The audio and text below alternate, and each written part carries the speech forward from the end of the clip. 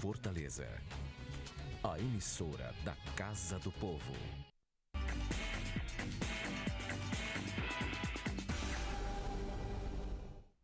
Olá! No programa de hoje você confere a abertura dos trabalhos legislativos para o biênio 2019-2020 na Câmara Municipal de Fortaleza. A gente mostra para você que a Ordem dos Advogados do Brasil realizou a solenidade de posse da nova diretoria. E teve também a posse do Tribunal de Justiça do Ceará. Quem assumiu a presidência foi o desembargador Washington Luiz Bezerra. Você confere as vantagens da Previdência Complementar da OAB-Prev e a nossa agenda com os concursos jurídicos. Os principais destaques do judiciário brasileiro, agora aqui no programa Mundo Jurídico.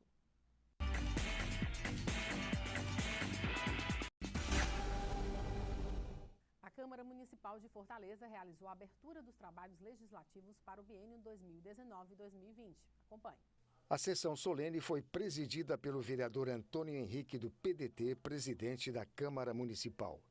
Compondo a mesa, o vice-prefeito Moroni Torgan, o coronel Benício, da 10ª Região Militar, os vereadores Adail Júnior, primeiro vice-presidente, Raimundo Filho, segundo vice-presidente, Gardel Rolim, terceiro vice-presidente, e Dalmir Feitosa, primeiro secretário, e Lucimar Martins, terceira secretária. Agora, na tribuna, o presidente Antônio Henrique iniciou seu pronunciamento fazendo uma saudação aos vereadores e autoridades presentes. Ele reafirmou o compromisso de ser um mediador e facilitador para que cada vereador desempenhe bem o seu mandato, que é o de defender os interesses dos fortalezenses de todos os bairros. Esse é o nosso objetivo maior, fazer essa aproximação dos vereadores com a população, os mais de 2,5 milhões de habitantes que moram em nossa cidade. Eles esperam muito dos vereadores que aqui os representam. E eu quero facilitar esse trabalho, essa aproximação. Eu acredito que durante esses 2 anos nós teremos grandes oportunidades para a realização desses nossos projetos. O vice-prefeito Moroni Torgan, representando o prefeito Roberto Cláudio, entregou ao presidente Antônio Henrique o livro Mensagem à Câmara Municipal 2019, abertura da sessão legislativa, e destacou a importância do perfeito entrosamento entre a prefeitura e a Câmara Municipal, e quem sai ganhando é a população. O presidente Antônio Henrique é um homem que tem sempre colaborado com todas as iniciativas do prefeito, tem sempre colaborado com aquilo que é de bom para a comunidade. A Câmara tem sido uma parceria incrível com a gente em todos os sentidos. Todos buscam a solução para a cidade. Eu tenho certeza que o presidente Antônio Henrique sempre vai saber unir essa casa quando Fortaleza precisa dela. Durante a sessão solene, assumiram os mandatos os vereadores Ronivaldo Maia, do PT. Fortaleza não é qualquer cidade. Falamos da 5ª capital, de uma das maiores cidades desse país. Do mesmo tamanho que ela é grande, os desafios também. E eu tenho certeza, quando por aqui passei, colaborei através de iniciativas de leis, colaborei com a minha energia de poder ver essa cidade melhorar. Meu retorno, volto com mais entusiasmo e com a certeza de poder colaborar. Em seguida, o vereador Sargento Reginaldo, do PR, assinou o livro de posse. Esperamos conseguir fazer um bom trabalho. A cidade de Fortaleza tem muitas demandas de ordem pública prioritárias para serem observadas nesse momento, principalmente no que concerne à saúde pública, observar a questão da atenção primária, observar a questão da atenção secundária, que foram, de certa forma, esquecidas nessa gestão até o momento, mas precisamos também verificar a questão da segurança pública. A Guarda Municipal precisa ser melhor equipada para realizar o seu mistério, como ela pode realizar. Temos um concurso ainda aberto para ser convocado novas turmas, que foi uma promessa do prefeito, mas precisamos realmente debater a questão. E a vereadora Libânia, também do PR, Partido da República, assinou o livro de posse junto com o presidente. O nosso trabalho não é só no social, é um trabalho de resgatar a juventude, investimentos, buscar projetos, acolher jovens e fortalecer as nossas comunidades mais carentes da nossa cidade. O diretor-geral da Câmara Municipal, Dr. André Machado, falou das expectativas da legislatura para o biênio 2019-2020. Espero que essa gestão consiga absorver a marca do vereador Antônio Henrique. que é uma gestão compartilhada, uma gestão aberta, e é nessa linha que nós pretendemos conduzir a direção geral da casa, embora com atividades mais administrativas e operacionais, mas todas voltadas para esse viés de fomento à atividade parlamentar, produção legislativa, suporte aos vereadores e ao funcionamento harmônico e tranquilo da casa durante esse período. É o que a gente espera. A Ordem dos Advogados do Brasil, no Ceará, realizou a solenidade de posse da nova diretoria. O presidente da Câmara Municipal de Fortaleza, vereador Antônio Henrique, participou do encontro. A solenidade aconteceu no Centro de Eventos do Ceará e contou com a presença de autoridades da advocacia cearense, da política e instituições públicas. O presidente nacional da Ordem dos Advogados do Brasil, Cláudio Lamáquia, esteve presente. A posse de mais um novo presidente da OAB, dos seus diretores, conselho seccional, caixa de assistência, enfim, é um momento de celebração. Principalmente porque também este ato registra o final de uma gestão absolutamente exitosa do presidente Marcelo Mota e o início de uma nova gestão que eu não tenho dúvida alguma que se notabilizará exatamente por relevantes serviços que prestarão à advocacia aqui no Ceará. O presidente da Câmara Municipal de Fortaleza, vereador Antônio Henrique, participou da solenidade. O parlamentar destacou a importância do papel da OAB nas decisões junto às instituições públicas. Nós vimos para prestigiar esse momento aqui tão importante para a OAB e com certeza importante para nós que fazemos parte do Parlamento Municipal, que somos hoje, ocupamos aí o cargo como presidente desse Poder Legislativo, que tem essa responsabilidade de cuidar das pessoas. O vereador Benigno Júnior também representou o Parlamento Municipal. Celebrar e fortalecimento da classe. Então, a gente prega pela defesa das prerrogativas dos advogados e a independência da OAB. Então, essa luta vem aqui. Não poderíamos deixar de ficar fora de participar desse grande evento dessa noite. O presidente da OAB Ceará, Erinaldo Dantas, tem mais de 20 anos de profissão. Erinaldo Dantas tomou posse junto com os membros da mesa diretora, conselheiros federais e estaduais. Eu completo esse ano 20 anos que eu participo de OAB, entrei como membro de comissão, depois virei presidente da Comissão de Estudos Tributários, depois fui suplente ao Conselho Estadual, depois me tornei efetivo, fui conselheiro titular. Na eleição seguinte, pulei para tesoureiro, o vice-presidente se licenciou, assumi a vice-presidência e por algumas vezes assumi até a presidência quando, por coincidência, o nosso presidente da época teve catapora. Então, e nos últimos 3 anos tive a oportunidade de estar à frente da CAAS, que é a Caixa de Assistência dos Advogados do Estado do Ceará. Sim, eu percorri praticamente todos os cargos da OAB, por isso que eu costumo dizer que eu era dos candidatos o mais preparado, que conhecia mais a instituição, e eu chego não apenas experiente, mas com muita vontade de trabalhar e oferecer o melhor para a advocacia e para toda a sociedade.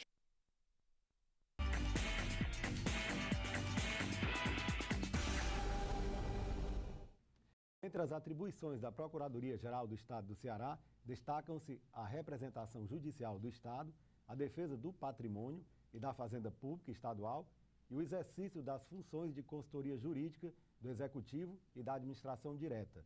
Para falar sobre o papel e a importância da instituição para o Estado, nós conversamos agora com o Procurador-Geral do Estado do Ceará, Dr. Juvencio Vasconcelos Viana. Dr. Juvencio, é um prazer tê-lo aqui em nosso estúdio. Uma satisfação, Jorge, estar aqui com você novamente. Um prazer enorme poder falar um pouco sobre a nossa PGE. Inicialmente, eu gostaria que o senhor destacasse aqui qual a missão, a visão e os valores da instituição. É muito oportuno esse momento e eu sempre que tenho essa chance, eu faço questão de explicar um pouco à população o que é a Procuradoria-Geral do Estado, ou PGE, como chamamos, né? Às vezes, o cidadão comum ele não tem uma noção muito boa, ele confunde, às vezes, procurador de Justiça, procurador da República, né? Então, deixemos bastante claro, o procurador do Estado, ele é um advogado, tá? Ele é um advogado do Estado, ele compõe uma categoria chamada advocacia pública, tá? Então, esse é o ponto principal. Nós somos, acima de tudo, advogados, né? Advogado do Estado e nessa função a gente busca aqueles valores que são mais básicos para o Estado, que são legalidade, isonomia, impessoalidade, né? Estão estabelecidos na Constituição Federal. Tá? Então, assim, apesar de termos um papel parcial, ou seja, de defesa do Estado, é evidente que quando o Estado se equivoca e comete uma ilegalidade, a gente busca fazer a anulação do ato, a revogação do ato, corrigir o ato. Então, para deixar claro, a PGE, ela constitui a banca de advocacia do Estado do Ceará, né? Constitucionalmente, falando mais tecnicamente, ela tem esse papel de representar judicial e extrajudicialmente o Estado do Ceará em suas demandas. Mas o que a gente pretende conversar com você hoje é exatamente mostrar um pouco do que está além de, ou seja, isso é uma preocupação permanente nossa, pelo menos desde 2015, quando assumimos a casa. É importante que o procurador tenha uma noção do que está para além do aspecto formal do seu cargo, para o que está além da burocracia do seu cargo, para o que está além da papelada, não é? Se ele faz um recurso desembargando uma obra do VLT que estava paralisada, ele está cuidando da acessibilidade do seu semelhante. Tá? Se ele prepara, se ele cuida de uma licitação com zelo e consegue uma economia altíssima, como a nossa Comissão Central tem conseguido, entre os valores que são orçados e os valores que são alcançados, temos conseguido sensíveis economias, nós estamos cuidando da sustentabilidade, do equilíbrio econômico. Se você trabalha focado num memorando de entendimentos, num protocolo de intenções, é capaz de você estar trazendo um hub para o seu estado. Então, que vai gerar mais emprego e renda. Então, assim, tem sido uma preocupação nossa, né, trabalhar nessa linha, nós e todos os colegas. Eu sempre tenho dito, isso não é um trabalho individual, é um trabalho coletivo, né? É um trabalho que requer sinergia, é um trabalho que requer união. Claro. Então, assim, todos nós temos procurado temos buscado na Procuradoria perceber isso, o que é que está além do papel, o que é que está além da tua função de representação do ente público, né? Então, esse acho que é o ponto principal, perceber o quão a atividade do advogado público, ela reverte. Claro. Eu tenho colocado muito isso, tenho batido isso muito nas minhas falas, seja a nível da Procuradoria Estadual, seja quando estou com outros advogados públicos, como os procuradores da União ou procuradores do município. Ou seja, é muito importante perceber essa atuação executiva do procurador público, do advogado público. Ou seja, que ele não é... Inclusive para a elaboração de políticas públicas por parte do gestor maior. É fundamental, fundamental. Nós vamos aqui, durante o nosso papo, tentar destacar alguns aspectos disso, né? Uhum. Tem sido uma atuação, inclusive, nacional, interfederativa. Tá? Os estados têm se unido nesse aspecto. Hoje, ninguém vai mais a Brasília sozinho. Os estados vão irmanados, porque as demandas são semelhantes, as demandas são legítimas e elas precisam... Quando você faz isso com sinergia, você consegue melhores resultados.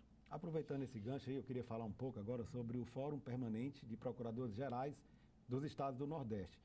Me parece que houve uma reunião, salvo engano, no final de janeiro deste ano, na sede da PGE, aqui no Ceará. Isso. Qual foi o objetivo do encontro? Foi para tratar de pautas comuns ao Estado? Isso é exatamente o que eu te falei há pouco do aspecto interfederativo. Eu vou aproveitar o teu... Agora, eu que digo, eu vou colher o gancho. Tá certo. Para falar de dois grandes organismos. O primeiro, para falar no macro, o Colégio Nacional de Procuradores Gerais do Estado, que a gente apelida como CONPEG, né? Teremos, inclusive, reunião em Brasília na próxima segunda-feira para eleger a próxima gestão. Esse colégio, que nasceu mais ou menos ainda timidamente à época da Constituinte, portanto, na década de 80, mas depois foi crescendo, tomando corpo, ele interrelaciona os estados da federação, né, junta os PGEs de todos os estados e Distrito Federal, e tratamos dos problemas que são mais comuns. As reuniões desse CONPEG são reuniões de trabalho, onde tratamos de problemas que são absolutamente semelhantes. Ou seja, quando você vai para um encontro, para um fórum nacional desse, você percebe que os problemas são iguais. Todos sofrem da mesma coisa. E um estado, outro estado, aqui no Ceará, a gente encontra uma solução que, de repente, ela pode ser replicada num estado irmão.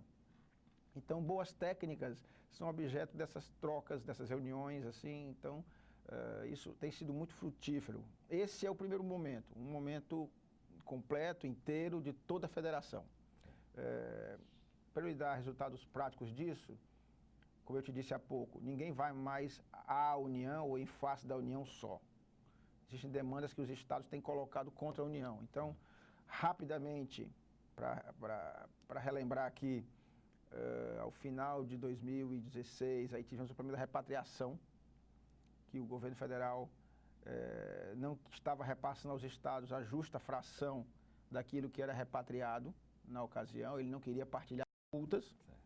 Então, os estados foram para cima e propuseram, alguns em conjunto, outros isoladamente, houve um ataque, um flanco que foi dirigido à União Federal, e ela, sob pressão, com liminares que nós conseguimos em todas essas ações, a União veio conversar e veio reconhecer a dívida e pagou, conseguiu, por um crédito adicional, extraordinário, medida provisória, pagar isso aos estados. Foi uma ação flagrante. E isso entra naquilo que você falou também. Ou seja, esses valores foram obtidos e conseguimos, com esses valores, reverter em prol de políticas públicas e manter o equilíbrio fiscal. E, mais recentemente, outros temas.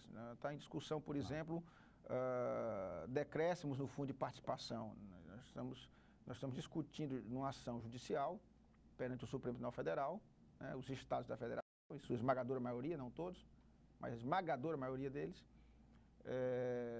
estamos discutindo perante o Supremo os critérios que estão sendo utilizados pela União para fazer o repasse do fundo de participação. E isso é uma ação bem interessante, pode ter uma repercussão, um retorno econômico fundamental para o nosso Estado. Esse é o nacional. Para ir bem na sua pergunta, o Fórum do Nordeste. Nós, procuradores gerais dos estados do Nordeste, começamos a ter o sentimento que algumas demandas não davam para ser adequadamente tratadas no colégio, porque às vezes havia um choque de conflito de interesse, vamos dizer assim, entre os próprios estados.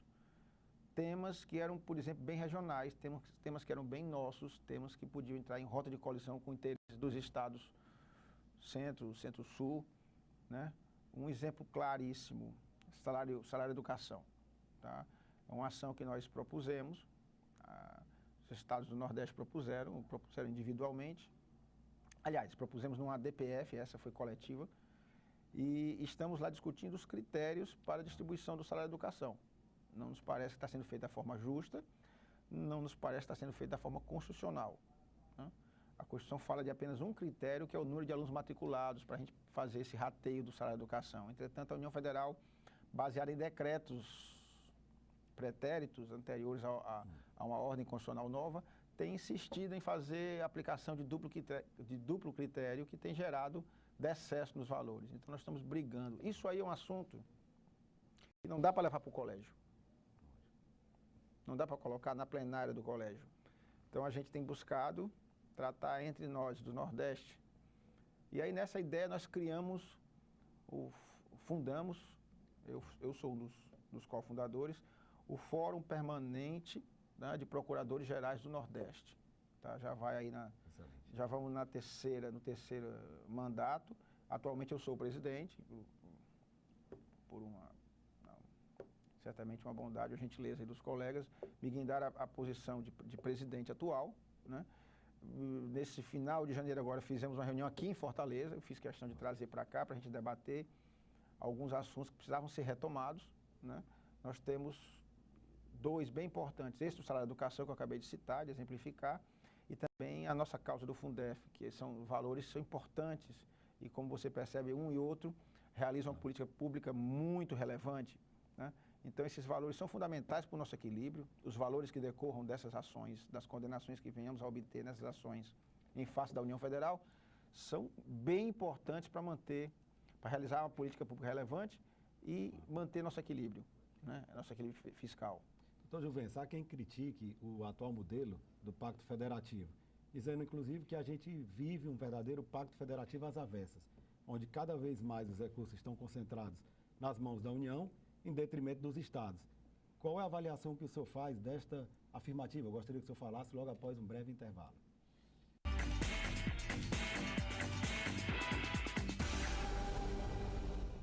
A vida é muito parecida com um jogo. Nos dois mundos existem fases fáceis e difíceis. Agora chegou a fase de se proteger tomando a vacina. Você está preparado? A vacinação na fase da adolescência previne doenças e garante que você fique cada vez mais forte. E assim como nos jogos, a vida é cheia de desafios. Por isso, agora as vacinas que protegem contra a meningite C e o HPV já estão disponíveis para adolescentes de 12 e 13 anos de idade gratuitamente nas unidades de saúde. As meninas de 9 a 14 anos também devem ser vacinadas contra o HPV. Lembre-se de tomar a segunda dose após 6 meses. Não pule essa fase por nada. Procure uma unidade de saúde e vacine-se. Não se esqueça de levar a caderneta de vacinação. Vacinação é nessa fase que você fica mais forte. Ministério da Saúde, Governo Federal. Na época, ninguém falava em Zika. Depois que a gente teve a certeza que era a microcefalia. Nesse momento, eu desabei em lágrimas. E aí, o meu esposo ele disse, amor, tenha calma. Agora é ele que precisa de nós. Hoje vejo que o William é minha vida, é o meu amor. Um simples mosquito pode marcar uma vida. Um simples gesto pode salvar. Elimine os criadouros do mosquito transmissor da dengue, zika e chikungunya. Proteja a vida. Governo Federal.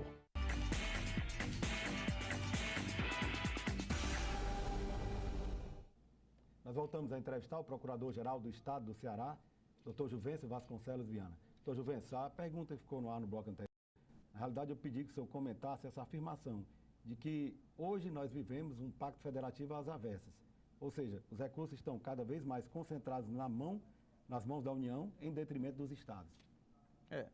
Isso é uma crítica séria. Tá?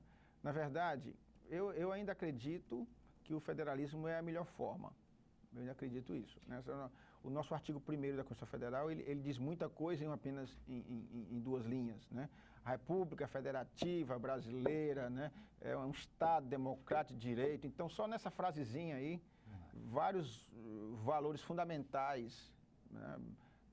Essenciais são colocados. Ao mesmo tempo que você revela que o Estado brasileiro ele assume uma forma republicana, portanto, onde todos devem, o poder de todos, né? E temporário, tá? Ao mesmo tempo, ele diz que é um Estado de direito, portanto, é um Estado que deve primar a lei e não o querer e a mera vontade do seu governante. Né? Além de ser de direito, ele ainda bota uma outra tintura e diz direito democrático, ou seja, isso ainda dá um reforço à cláusula. E lá no meio está a expressão federativa, República Federativa Brasileira. Essa ideia de federação. É evidente que aqui no Brasil, a nossa gênese federativa não foi exatamente pelas mesmas razões, por exemplo, do modelo americano. Tá? Mas eu ainda acredito que descentralizar é uma forma também melhor de democratizar. Tá?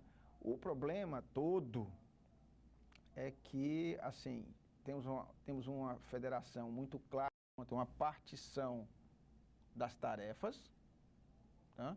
Nós temos lá um bom design na Constituição Federal estabelecendo o que é que cabe à União, o que é que cabe aos estados, o que é que cabe aos municípios fazer, e algumas coisas são meio concorrentes, mas o que falta é correspondente à tarefa, tem que vir o dinheiro para. Verdade. Ou seja, o problema aí do federalismo fiscal. Ou seja, não basta dar atribuição, você tem que dar recursos para que o ente federativo, especialmente Estados-membros ou os municípios, possam executar aquela missão. E aí é que pega. Né? Não conseguimos ainda evoluir a esse ponto tal de que realmente tivéssemos essa partição da receita tão proporcional à partição das competências. Né? Então, isso é desigual e isso vai gerando essas demandas que buscam restabelecer o equilíbrio. Né? Nada se chega, se você remontar ao regime anterior de 88, era bem pior, portanto a Constituição dá um passo, né? Deu um passo salutar em muitas coisas, e a gente sabe muito bem que só a promessa legislativa, mesmo que essa promessa normativa venha num plano da Constituição, ela não basta, o plano da execução da coisa que é relevante. Né? Então, assim, estão garantidas diversas coisas na Constituição. Como eu te falei há pouco, está garantido o fundo de participação dos estados e nós estamos claramente, hoje em dia, com várias interrogações quanto à forma ou fórmula que a União está empreendendo para fazer o cálculo desse fundo de participação. Portanto, não é um problema do Instituto, é um problema de como está se fazendo na prática. Essa é a questão.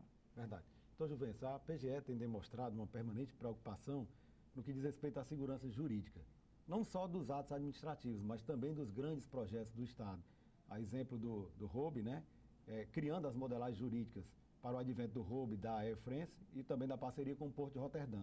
O senhor poderia falar um pouco sobre isso? Sem dúvida. Isso calha exatamente naquilo que eu te falei no começo, do procurador não ser só alguém da papelada, né? Então, assim, a Procuradoria também tem buscado marcar presença, né? Ser um protagonista relevante nesses temas maiores do nosso governo. Você exemplificou muito bem os hubs, especialmente o aéreo, né? Mas tem também o tecnológico e você pode chamar Roterdã até de um hub portuário também. Tá? Então, o fenômeno Air France, o fenômeno Roterdã, né? Foram duas situações bem interessantes. Nos levaram a estudos cirúrgicos, muitas discussões, muitas horas de trabalho. Tá? Evidentemente que nós tínhamos nas situações consultores lado a lado das partes. Roterdã, o tema de Roterdã especialmente, como você sabe, envolvia um tema que é muito relevante no direito corporativo, que é das fusões, aquisições. Então, isso é um tema extremamente fásico, ou seja, você tem momentos que vão desde do protocolo de intenções até aquele estudo entre parceiros, né, due diligence, auditorias legais, levantamento do que, lado a lado, do que cada um tem para a operação, né, valuation. Então, assim, é todo um processo gradual, cirúrgico, requer muitas horas de trabalho. Houve muita gente trabalhou nesse projeto, né? Muitas pessoas deram realmente suor, não só da Procuradoria, mas também do lado dos consultores, do lado das partes envolvidas, né? E assim trouxemos para o Estado algo que realmente eu particularmente nos orgulha, porque acho que abre horizontes. Acho que todos ficaram muito felizes, os dois aspectos, o hub aéreo, né? Roterdã, isso você tem que ver o que está por trás do aumento desses voos, o que está por trás desse fenômeno de Roterdã, dessa chegada de Roterdã, o que isso agrega na economia, o que automaticamente converge para a sociedade, para o cidadão, para o cearense, que passa a ter empregos, que passa a ter renda, que passa, né? Consequentemente, o Estado também passa a ter uma economia fluindo, começa a melhorar a sua arrecadação, começa a trabalhar em prol de um equilíbrio permanente. Isso é fundamental. O Estado do Ceará me orgulha muito poder, ainda que modestamente, contribuir nesse processo de equilíbrio. Eu tenho sempre dito isso. A gente pode até calhar em outro tema, que é o aspecto do ajuste fiscal, equilíbrio fiscal. É um fio de prumo. Ajuste fiscal, equilíbrio fiscal, é um fio de prumo. É como a atuação do equilibrista. O equilibrista, ele é um cara que trabalha todo dia para ser melhor naquilo que faz e para que em nenhum momento o pé dele, a pisada subsequente, seja fora daquele estreito arame. Então, a preocupação com o equilíbrio fiscal é exatamente a atuação do equilibrista, ou seja, é um olhar permanente, sem descuido, né? Cada dia buscando mais. Se não se buscar cada dia mais um controle da despesa pública, do gasto público, esse equilíbrio não será alcançado. O ajuste fiscal, diga-se de passagem, é inclusive parte crucial de um modelo de crescimento econômico sustentável. Total, isso já está mais que comprovado que, acho que enquanto nós formos sentinelas disso, acho que nós vamos conseguir manter. Não é fácil, não é uma tarefa fácil.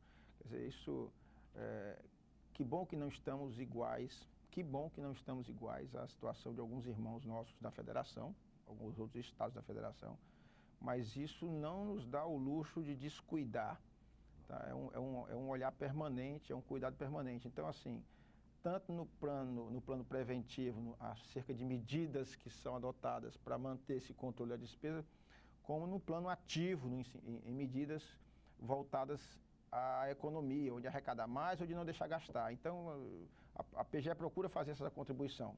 Além de fazer parte do chamado COGEF, que é um órgão de controle de gestão financeira, de fluxo financeiro, além da PGE ter assento nesse órgão que é relevante, nós sempre procuramos estabelecer medidas internas em prol disso. Eu sempre procuro fazer reunião com o meu pessoal em prol disso. Então, especialmente o capítulo da arrecadação, a gente tem procurado aprimorar nossas técnicas de cobrança, de recuperação de tributos, né? Temos investido em meios extrajudiciais para isso, protestos, por exemplo. Às vezes é mais eficiente que um processo de execução da dívida. Tá? Aqui já te dando a notícia aqui quase em primeira mão, nós devemos nos próximos dias subscrever um protocolo de intenções, mas também concomitantemente um decreto que é instaurador do chamado CIRA, que é o Comitê Interinstitucional de Recuperação de Ativos. Tá? Então, assim, não é nada demais, é uma ideia prática de cooperação. Ministério Público, o Executivo, e aí no Executivo tem PGE, Secretaria da Fazenda, Secretaria de Segurança, tá? E o Judiciário, que também manifestou interesse em juntar-se a esse órgão, combatendo aí de forma muito firme a sonegação fiscal. Tá? Então, esse nós devemos, pela próxima semana. Nós já temos uma ação interinstitucional e agora nós vamos tornar isso mais orgânico, criando o CIRA. Né? Então, o nosso governador Camilo, pela próxima semana, deve assinar esse decreto. Estou trazendo aqui em primeira mão para você aí a notícia, né?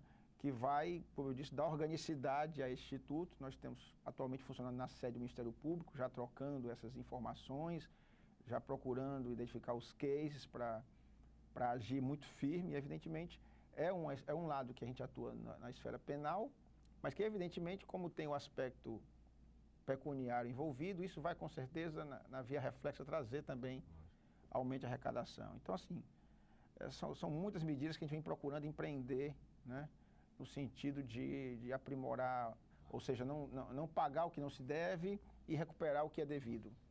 Doutor Juvencio, o tempo realmente voou. Infelizmente, nós estamos chegando ao final da nossa entrevista. Teremos aqui até que já deixar agendado os próximos programas. Já temos coisas interessantes aí para debater. Tem coisas interessantes que a população precisa saber, especialmente algumas coisas. Muitos têm seus precatórios a receber, valores de desapropriação a receber. Então, assim, a PGE tem procurado suavizar esse momento, melhorar isso, fazer com que o cidadão receba o seu direito. Nós temos procurado investir muito nisso. Fica o gancho aí, fica uma pauta aí para um próximo bate-papo nosso. Com certeza. O programa Mundo Jurídico agradece a sua presença. Que agradeço. E todas as informações aqui prestadas e faz votos de que a PGE continue atuando nesse sentido de dar uma maior segurança jurídica ao Estado para um crescimento econômico sustentável, capaz de ampliar o bem-estar social. E abre agora espaço para suas considerações finais. Eu só posso agradecer sempre você, a sua gentileza, o seu convite, essa oportunidade da gente apresentar a PGE à população e dizer que lá estamos de portas abertas ao cidadão, aos interessados, para que eles possam realmente resolver suas querelas e o nosso compromisso permanece, né? Reconduzidos que fomos aí nessa nova gestão do governador Camilo, a gente vai tentar cumprir a máxima de ser cada dia melhor. É o que a gente busca incessantemente. Obrigado. Ivelise Maia. O Tribunal Regional Eleitoral do Ceará já recadastrou 50% do eleitorado de Fortaleza com a biometria, o que equivale a quase 900 mil eleitores. A meta do TRE é que até novembro deste ano, 100% do eleitorado cearense esteja recadastrado. Até agora, 50% do eleitorado de Fortaleza possui biometria. No interior do estado, 80%. Nas eleições de 2020, todos devem estar incluídos no sistema biométrico. A meta estabelecida pelo TRE junto ao Tribunal Superior Eleitoral é de concluir o cadastramento biométrico do Ceará ainda em 2019, de modo que, para as eleições de 2020, nós poderemos então ter um pleito com identificação 100% biométrica aqui no estado do Ceará. Aqueles que ainda não fizeram procedimento devem procurar o quanto antes uma unidade de atendimento munidos de documento oficial com foto e comprovante de residência. No interior do estado, os eleitores devem procurar os cartórios eleitorais de segunda a sexta-feira, das 8 às 14 horas. Em Fortaleza, há 5 postos de atendimento. Na central do eleitor, na Praia de Iracema, Nessira veio logo fazer o seu recadastramento. Para poder ficar tranquilo, para poder quando chegar o dia da eleição, eu estar sem preocupação, né? Para saber onde eu estou e sem ter cancelado nada. Está tudo em dia. Márcia também aproveitou a tranquilidade do período para fazer o mesmo. A fila no próximo ano vai ter muita gente, então agora é mais tranquilo, é melhor. Agora é lei. Toda mulher tem o direito de um parto humanizado com conforto e tranquilidade, seja ele normal ou cesariana. É o que está no Estatuto do Parto Humanizado, instituído em janeiro deste ano. Samuel nasceu de parto normal na maternidade escola Assis Chateaubriand, uma experiência inesquecível para a mãe Shirley. Foi excelente, foi tudo tranquilo. Valeu a pena? Valeu. Shirley também pôde contar com a presença do esposo na enfermaria para dividir esse momento com ela. A primeira noite, quando ela veio para cá, deu a entrada, eu estava doido para ficar, mas não deu, né? Aí deu certo para não ficar com ele, foi muito bom para mim. A maternidade escola Assis Chateaubriand foi o primeiro centro de apoio em boas práticas de parto e nascimento do Brasil. Desde 2012, ela tem trabalhado muito no parto humanizado. O parto humanizado é aquele parto em que a paciente é respeitado o direito dela de escolher como ela quer ter o parto, ela tem direito a acompanhante, ela tem direito a métodos não farmacológicos da dor, ela é respeitada como ela quer ter o parto, se é em pé, se é sentada. Ela é orientada sobre as vantagens do trabalho de parto. A paciente ela tem o apoio não só clínico, mas o apoio psicológico também, não só a ela, como também aos familiares, né? Porque se a gente for pensar em trabalho de parto, e parto é um fenômeno lindo, maravilhoso e que tem como resultado o nascimento de um bebê. A presença da doula e a escolha da melhor posição para o parto. A presença também de um acompanhante na enfermaria, no quarto ou no apartamento. Isso tudo e muito mais está no Estatuto do Parto Humanizado do Ceará, que foi instituído no último dia 17 pela deputada estadual Raquel Marques. O parto humanizado é a forma mais natural de ter um bebê. Mesmo que o parto tenha que ser feito por cesárea, a gestante pode ter um parto humanizado desde que a equipe médica garanta o conforto e a tranquilidade da grávida durante a cirurgia e o contato imediato entre a mãe e o bebê após o nascimento. A gente precisa fazer um trabalho multiprofissional, de trabalhar os profissionais de saúde. Eles têm que entender que eles precisam ter empatia com aquela paciente, com aquela gestante, não só com a paciente, como a família dela também. Ele precisa respeitar os desejos, ele precisa entender as expectativas, então precisa formar aquele vínculo e fazer com que a paciente se sinta importante naquele processo que é o trabalho de parto e parto. Uma lei aprovada de autoria da vereadora Larissa Gaspar instituiu a Semana Municipal de Apoio e Conscientização sobre o Parto Humanizado. A data faz parte do calendário oficial de eventos da cidade. A gente teve essa conquista que foi instituir a Semana Municipal de Conscientização do Parto Humanizado como uma estratégia de empoderar as mulheres sobre o seu direito ao nascimento saudável, sobre as boas práticas de humanização do parto e conscientizar também os profissionais e as profissionais da saúde sobre a adoção desses procedimentos e de respeitar os direitos das mulheres, né, que estão nesse período de gestação. E para reforçar, a gente agora apresenta o Estatuto do Parto Humanizado a nível municipal para que isso seja cada vez mais divulgado.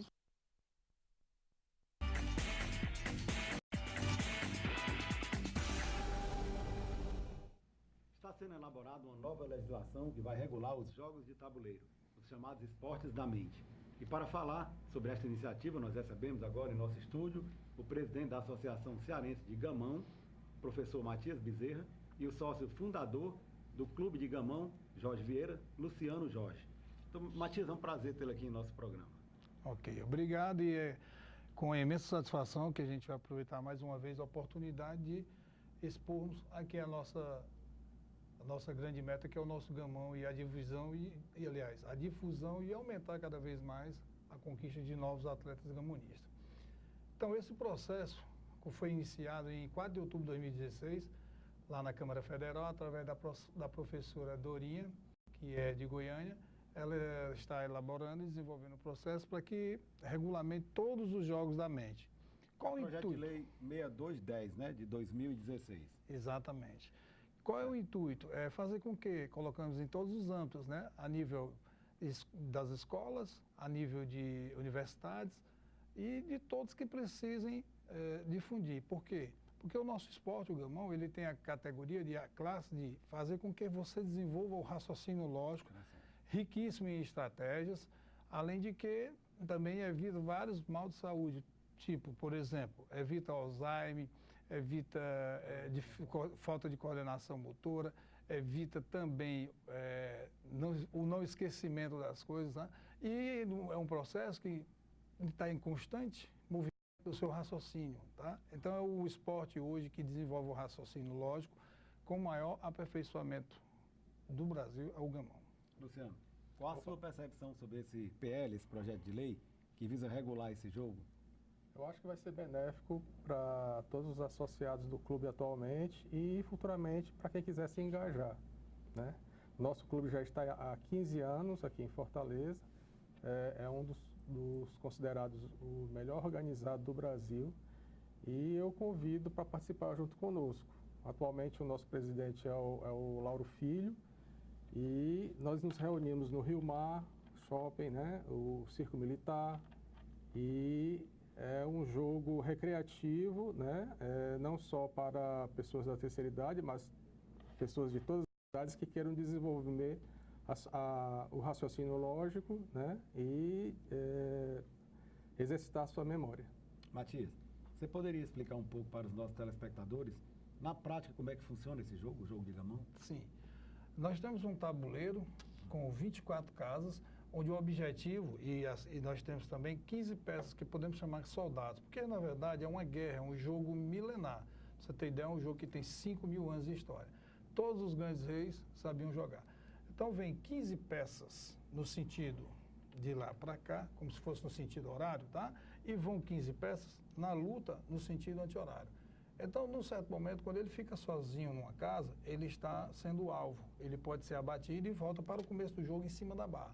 O objetivo principal, trazer seus 15 soldados, sem ninguém se ferir, e chegar na casa de defesa, onde você começa a comer até terminar a última pedra. Quem terminar a última pedra é o vencedor, né? Só que no meio de todo esse jogo, tudo depende do arremesso do dado, né? Tem várias opções de lance. E aí você monta várias estratégias.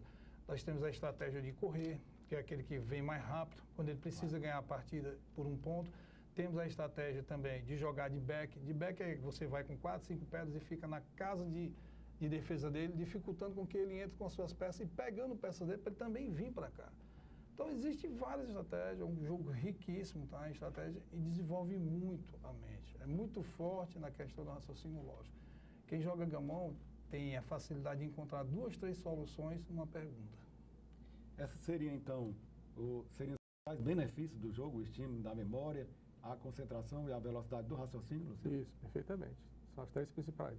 A gente pode, inclusive, dizer que o jogo de gamão é uma ferramenta social e pedagógica para o desenvolvimento não só do indivíduo, mas também para a melhoria da sociedade, então. Isso, com certeza. Qual a sua opinião sobre isso? Isso, sem sombra de dúvidas. Nós já fizemos trabalho em alguns colégios, Colégio Cônego.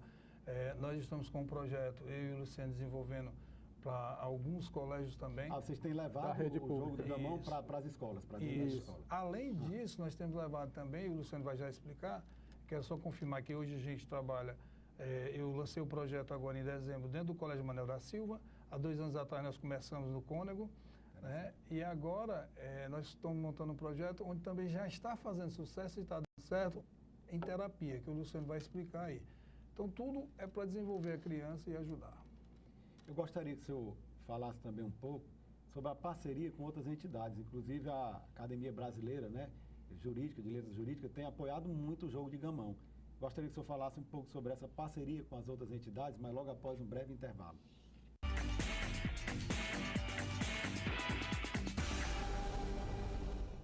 A vida é muito parecida com um jogo. Nos 2 mundos existem fases fáceis e difíceis. Agora chegou a fase de se proteger tomando a vacina. Você está preparado? A vacinação na fase da adolescência previne doenças e garante que você fique cada vez mais forte.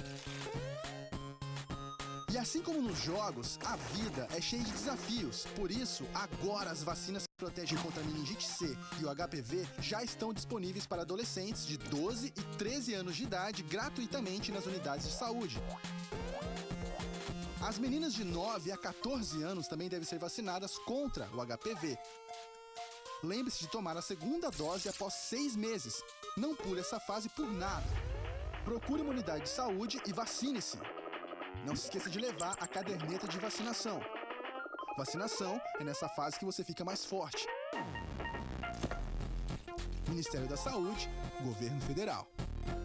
As dores eram muito fortes, eram dores assim absurdas que se pudesse arrancar o braço eu arrancaria. Tive que parar de trabalhar, tive que parar de fazer tudo. Até para tomar um copo de água era muito difícil. Nem isso a gente consegue fazer. Eu estou com chikungunya, ele está com mais de 8 meses. Um simples mosquito pode marcar uma vida. Um simples gesto pode salvar. Elimine os criadouros do mosquito transmissor da dengue, zika e chikungunya. Proteja a vida. Governo Federal.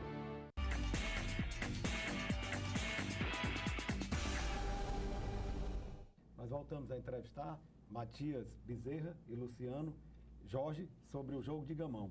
Existe inclusive um projeto de lei tramitando na Câmara Federal que visa regulamentar os jogos da mente. A pergunta que ficou no ar no bloco anterior foi sobre as parcerias que a entidade vem desenvolvendo com várias outras instituições, a exemplo da própria Academia Brasileira de Cultura Jurídica. É super interessante. Lá no nosso meio, hoje nós estamos a faixa de 40 atletas gamonistas e deles 6 são advogados, que foram todos aqui da OAB. E eles todos têm nos apoiado. Por quê? Porque acham também um jogo riquíssimo. Além da gente disputar e conviver uma tarde, uma sabatina, sempre com amigos, né? E mostrando também que eles entendem que tudo depende do raciocínio de estratégia, como é usado no trabalho deles, tanto na hora que eles estão advogando, defendendo, ou quando eles também advogam, acusando. Então, eles percebem que o jogo é riquíssimo de estratégia. E, por isso, além deles, também tem pessoas formadas na área de medicina, tem vários professores têm quase 10 lá. Quer dizer, então é um esporte que mexe com pessoas que são de uma boa cultura e de um senso crítico super apurado. Luciano, você poderia falar um pouco sobre a programação do clube e as pessoas interessadas em participar do clube, como devem proceder? Pronto. Eles podem ligar para mim no telefone 983313940 ou então 999056086. Nós nos reunimos de 15 em 15 dias, né, para os torneios e nos reunimos, como eu já falei, em lugares diferentes, até mesmo para mostrar ao público que estamos sempre divulgando em locais diferentes, como shoppings, clubes, né, restaurantes, e fiquem à vontade para entrar em contato. Matias, você participou de uma audiência pública recentemente em Brasília sobre os esportes da mente. Quais foram os resultados desta audiência? E ela foi justamente em função desse projeto de lei que está tramitando? Foi importantíssimo, né? E o projeto vem tramitando. E você sabe que tudo que é de projeto demora um pouco a aprovar. Mas foi muito bom, participou por todas as confederações de xadrez, confederação de todos os esportes, participaram e estão com o mesmo objetivo de desenvolver cada vez mais no nosso país o esporte que usa a mente, porque a gente atraindo os jovens, a sociedade em si, para difundir, para valorizar o desenvolvimento mental, é fantástico. Além de que evita vários problemas de saúde, tá? E isso é um grande lazer. Além de ser também, existe um projeto de continuação e desenvolvimento para os campeonatos nacionais, brasileiro, estadual, que a gente está desenvolvendo esse projeto. Luciano, quais são as suas expectativas a partir da aprovação desse projeto de lei, né, e da regulamentação desta atividade? Eu acredito que vai nos ajudar a divulgar mais, principalmente instituições que necessitem do gamão até como melhoria das suas capacidades. Por exemplo, asilos para pessoas de terceira idade, penitenciárias para ressocializar os detentos e escolas para poder melhorar o raciocínio lógico das crianças, para poder ter um desempenho melhor nas suas atividades escolares. Então, isso vai nos proporcionar N facilidades para trabalhar com essas pessoas.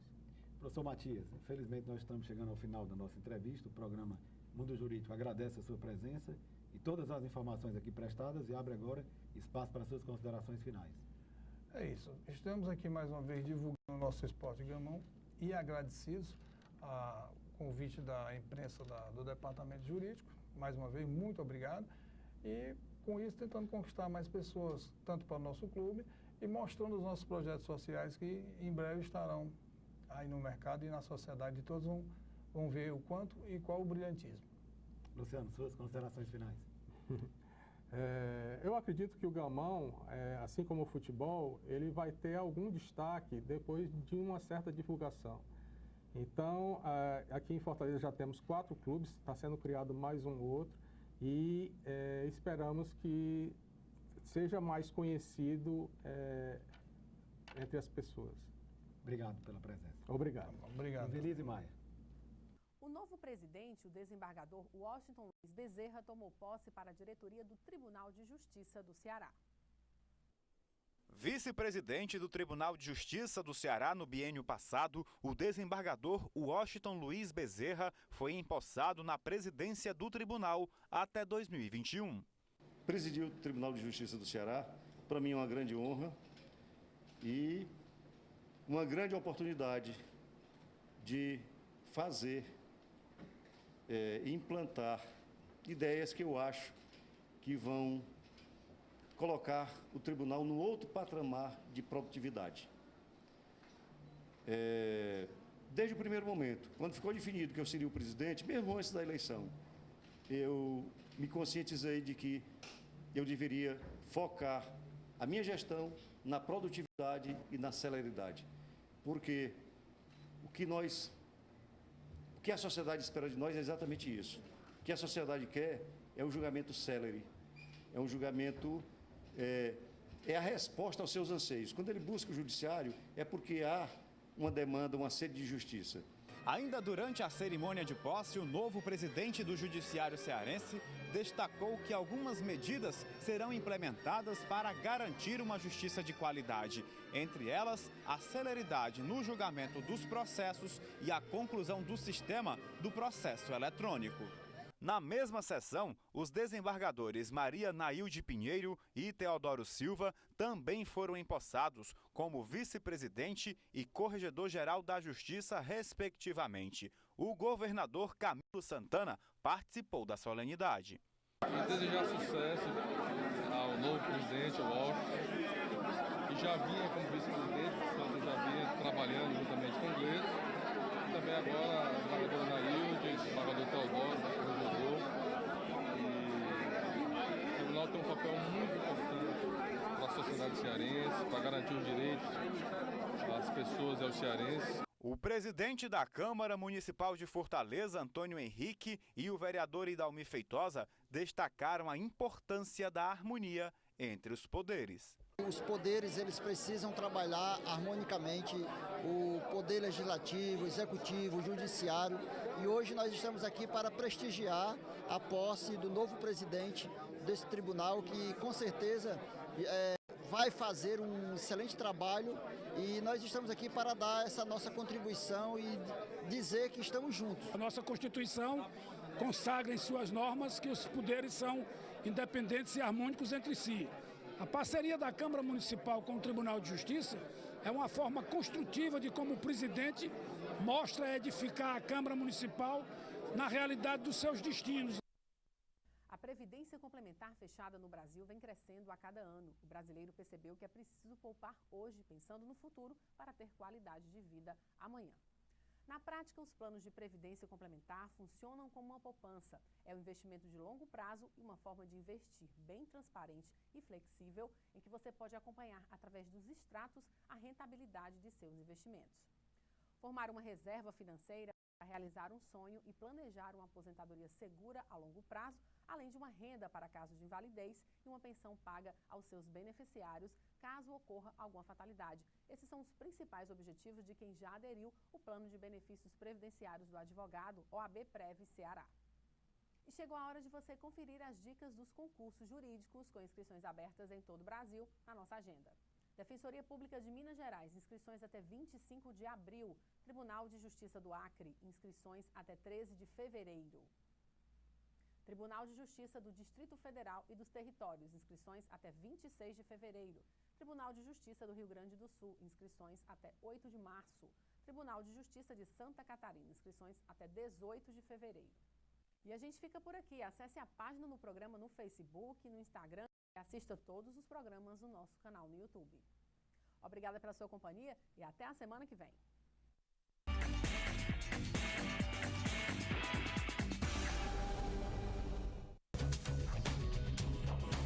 TV Fortaleza, a emissora da Casa do Povo.